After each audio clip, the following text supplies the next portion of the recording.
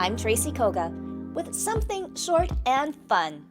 This is a Hue Soundbite. Well, today is definitely a very special day, not only for veterans, but for Deer Lodge Center. And Nicole, thank you so much for being my live guest here on Hue at Home.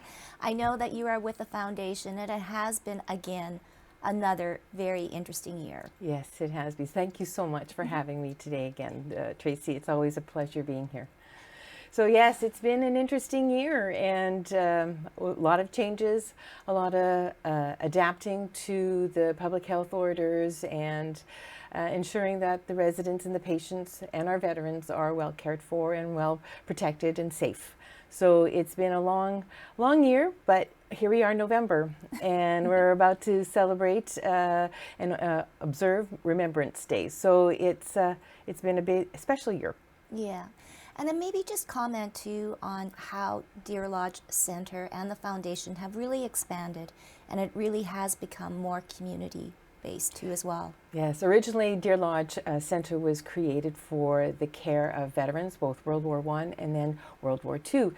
And then as time went by, there was a need in the community for services, programs and services, and there were fewer and fewer veterans that were requiring that kind of care. So they reached out to the community, and there's a wide variety of services that are offered and continue to grow and expand to meet the needs of the community. And I guess, what are some of the highlights this year? Well, certainly dementia has been a focus for our foundation and for Deer Lodge. We have 5 units that care for people with dementia, living with dementia. And not only do we care for those living with dementia, but also their family. And that's something that Deer Lodge is really very proud of and works very hard, is to care for the entire family, because they are impacted by this as well. We also have different types of programs, including bariatric care. That's something that our foundation is supporting Deer Lodge as their program is expanding. Recently, they've been approved for 3 new beds. That's a really big addition for Deer Lodge. So now we're supporting them with that expansion of that program. Chronic care. There's just so many different ways that Deer Lodge serves the community.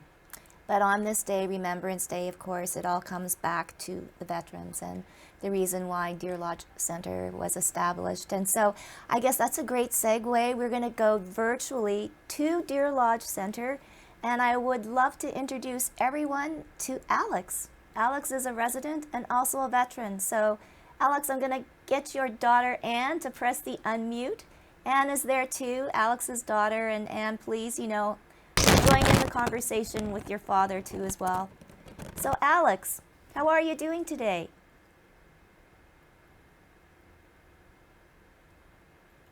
And maybe we've lost him. Yeah, I think they hit leave meeting. Oh no. Oh no. Okay. Just hold on Oops. for a second. Yes. I'm sure they'll return. Yes. There they are. Stand by.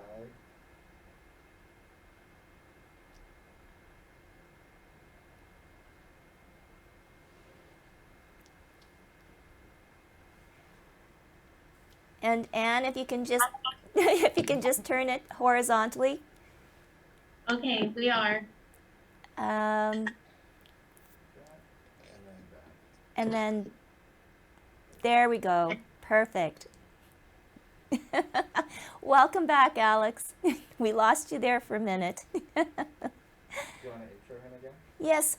So everyone, I'd like to introduce Alex Olson. He is a resident at Deer Lodge Center and also a veteran. So welcome, Alex, to Hue at Home. How are you doing today? Thank you. You're How are good. you doing, Alex? Oh, no, I'm getting pretty weak. Aw. I had trouble getting in out of bed. But you're doing good. Yeah. Yes. And Alex, you're there with your daughter, and thank you so much for supporting your dad. So, Alex, tell us a little bit about your experience during the war, and how did you even start to get interested? Well, I need to do something with I got to that age. I tried joining RCMP before. I wasn't good enough for that. But I was in school when I joined the Navy. I took my first while in Saskatoon. Wow. We'd go out on the streets and run up and down the streets and whatnot for about 6 weeks. I think I was in Saskatoon, but I sure learned to run faster. What kind of, yeah, so obviously you did running for training. What other things did you learn to do? Oh, just well, not anything important, I don't think. Where did you go after Saskatoon? Cornwallis, am I right? Yes, Cornwallis, Nova Scotia. Yeah, near the Bay of Fundy. I used to get sick crossing the Bay of Fundy. That's where you trained, right? Yeah, Yeah. we trained quite a while down the Bay of Fundy, or on Cornwallis, and we worked with the other groups doing different things, and then we went down to Nova Scotia. What's the name of the place I went to Nova Scotia? You were in Shelburne, Nova Scotia. So, but it's an amazing port. It's got as big a tide as Niagara Falls. It's about 12 feet anyway, raised. And then we had the tires ship up several times in the night because we kept going up. First thing we did was paint the ship. I never painted anything in my life. I was raised during the Depression. I don't know if we could even afford to get out the paint. Were you good at painting? Well, the funniest part, we had to go about a quarter of a mile to breakfast, and we learned how to hang our hammocks the night before. And I was right in between two other fellows in the hammock. I thought, well, I don't want to disturb them. I could go to breakfast and look after my hammock after I get back. But by the time I got back, the fellow in charge wasn't in favor of me having my hammock. So they kept me. All the crew was going to go out to the nearby town, but I had to stay. And they gave me a job of painting the guns and stuff. So the next morning, I applied to be a naval seaman instead of an ordinary seaman. And the officer that was testing me, he said, "Oh, well, you can paint. That's all right." So I got to be a naval seaman. And the thing I didn't know, they took me there to put me on the ship. So the next morning, I got up, I was going on the ship. Well, I never knew anything about being much on about the ship. But they went out, and I thought, well, they're just going to test the ship out. But they started dropping depth charges. And why do you think they dropped the depth charges? Well, after the war, the first German submarine to surrendered at that port. So you think maybe they dropped him? Oh, they dropped the depth charges, I think, on purpose. But I never knew what they were going to do. I was right there. I heard a rumor before that I was going to be, my safety place at sea was going to be in the ammunition locker. Well, I didn't even know where the ammunition locker was. So I was there right exposed when they dropped the depth charges, trying to get submarines but they didn't get anything. Put our lights out in our boat, that was about all. But that was, well, we went to different places, more or less on display. What about the one time you were training and they asked the submarines to come up? What happened? Oh, well, that was a little later. Oh, Before that happened, we went to I don't know, it was Halifax or where brought this one fellow back. He'd done something wrong. I don't know why he was in our boat. It was just an ordinary little boat. He fell overboard into the water and he couldn't swim. We got him up safe though. and what other training did you take while you were in the Navy?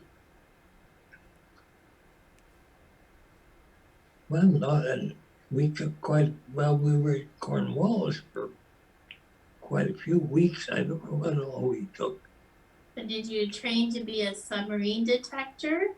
Well, I took training to be almost anything. But if you weren't any good for anything, you got to be a submarine detector. But then when to test us out at sea, most of our classes were in the room. We went out with 2 ships and 2 submarines. And they, after quite a few had been tested, they decided that they'd have they're checking the submarine. They figured the submarines were too close together. So they signaled for the submarines to come up. And one lifted the other out of the water. So that ended that day's activities. After that, I don't know whether I had much to do with the Navy. Just a regular routine. We had, the ship I was on was put in the redundant leader post featured. They sold it to Onassis, and he made it in a pleasure ship. Wow. Anne, or maybe Alex, what was life like after the war? What happened? Oh, it never had anything to do with the Navy after the war was over. But how did you get home? Oh, I think I came home on a train. I was only about 5 days in the Navy. Well, you were in the Navy from August of 1944 to November of 1945. So over a year. And then how did you come to Winnipeg, or where did you settle after the war? Oh, went back to the farm. You did. Where was the farm? I farmed during the Depression when wheat was about 25 cents a bushel. And my dad was getting $5 a bushel before that. He bought extra land, and so we kept busy farming. But some of his land wasn't right close. We'd have to go and batch 1/4 section was batched on. I had a pile of straw in the corner to sleep on. And while I was sleeping, the mice came and chewed on my hair. Wow. So Dad's farm was in Spy Hill, Saskatchewan. Okay. And then how did he meet his wife and then eventually have family? Well, my wife was a dietitian at a small college. She was in charge of food service for a small cottage, Where was the college? and she was going to take, In Chicago. no, Highland Park, yeah. Oh, Highland Park, yes. And how did you meet? Well, she decided to take square dance lessons. And I saw the square she was with was kind of pushing her out because they had more than 8 people. So I saw what was going on. I guess I was kind of in charge of getting the square dance lessons going. But anyway, I took her to another square, and that's when we start going together. And why did you go to Chicago? Well, I went there to make curling ice. My brother promised these people he'd work for them, and then when it came time to go, he wasn't going to go. So I said, you can't do that. I better go in your place. So that's what happened. I went in his place. Wow. So just by chance, you met the love of your life. Yeah, well, I used to drive her around quite a bit. We got engaged at Old Town, Chicago. I didn't realize Chicago went that far south. Oh, that's so wonderful. Well, you know what, Alex, and thank you, Anne, too, for spending some time and sharing the stories. How is life now, Alex? Good? As good as can be? Well, everything's good here. But I'm not used to having everything good. When we were young, we went to, my mother gave us each a quarter to go to a picnic. We wouldn't even spend that quarter because that was money. We didn't have any money in those days. Wow. Well, it's good to hear that life is good and Deer Lodge is treating you well.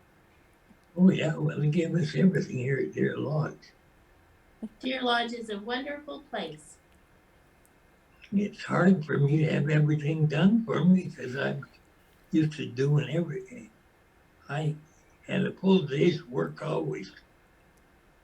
I never thought I'd been idle. Oh, well, you're in good hands.